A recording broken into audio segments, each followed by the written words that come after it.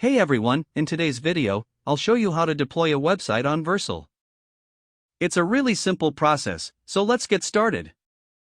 First, let me quickly show you the files I'm working with: index.html, style.css, and script.js.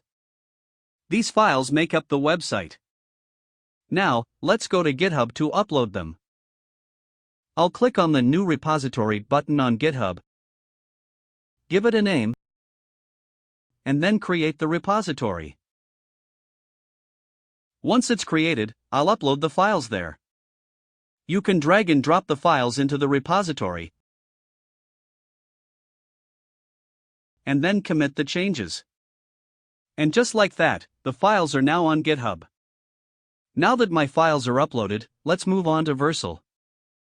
I'll head over to vercel.com and log in. Once I'm logged in, I'll click on the New Project button.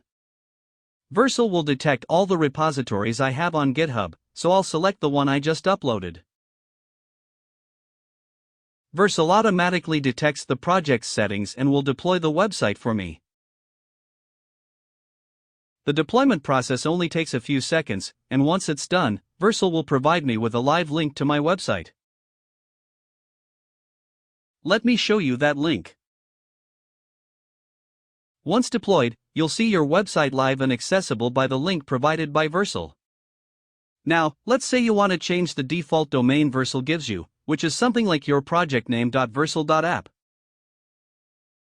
To do that, I'll just click the Domains button in the top right and change the URL there. Once I update it, the new URL will be live. And that's it. You've successfully deployed your website on Vercel and customized your domain.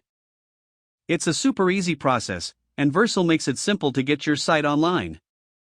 I hope you found this tutorial helpful. If you did, be sure to like this video and subscribe for more tutorials.